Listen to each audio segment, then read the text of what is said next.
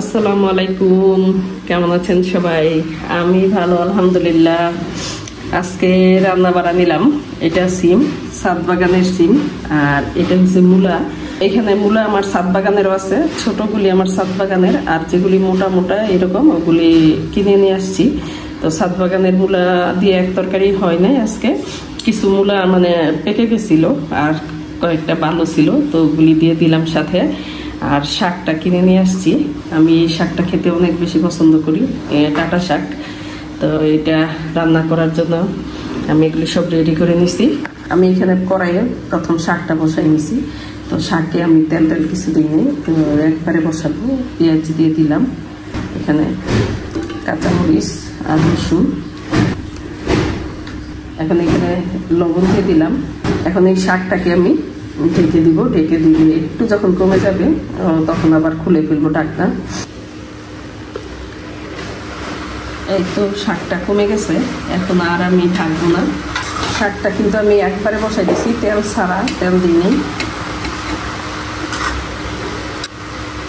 আর শাক বেশিক্ষণ ঢেকে রান্না করা যায় না, বেশিক্ষণ ঢেকে রান্না করলে শাকের কালার নষ্ট হয়ে যায়।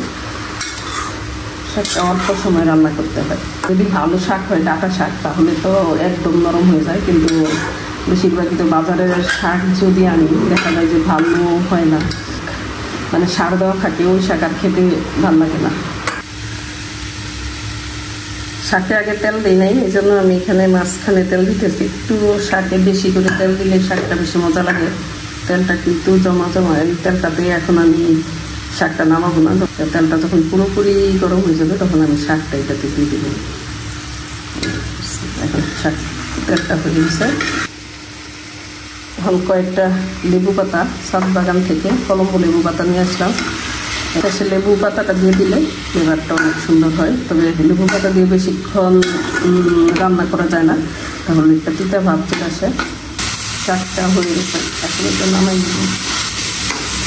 এখনকার এই বিচি সিমগুলি, এগুলি নিরামিষ খেতে মজা, সর্ষে বাগার রসুন বাগার দিয়ে। তো আমি এটা সর্ষে বাগার দিয়ে আজকে রান্না করবো। এটা ছাদ বাগানের মূলা আর সাথে বাজার থেকে কেনা মূলা, দুইটা একসাথে করে রান্না করতেছি। এইটা নিয়ে এবার আমি সেকেন্ড টাইম মূলা খাইতেছি। তো সিজন প্রায় শেষ, দ্বিতীয়বার খাওয়া হইলো। আর খেতে পারবো কিনা জানি না, কারণ সিরিয়ালে আসে না। এবার আমার মানে প্রথম টার্গেটই ছিল যে এইবার শীতের সবজি একটু কম খাওয়া যাবে না। শীতের যত সবজি আছে সব খাবো পর্যায়ক্রমে, মানে মাংস কম খাবো, শুধু সবজি আর সবজি। তো যেমন কথা তেমন কাজ, আল্লাহর রহমত, অশেষ রহমত যে আমার ছাদ বাগানে এত মানে সবজি দিছে। তো আমি পর্যায়ক্রমে একটার পর একটা শুধু সবজি সবজি আর সবজি, পুরা শীতটাই আমার সবজি দিয়ে গেল।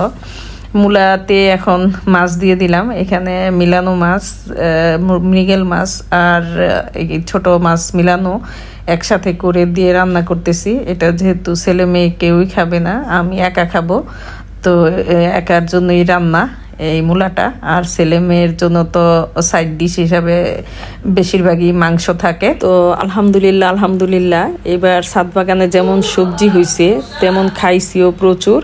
আমার ইচ্ছাও ছিল অনেক, এবার টার্গেটই ছিল যে প্রচুর সবজি খাবো।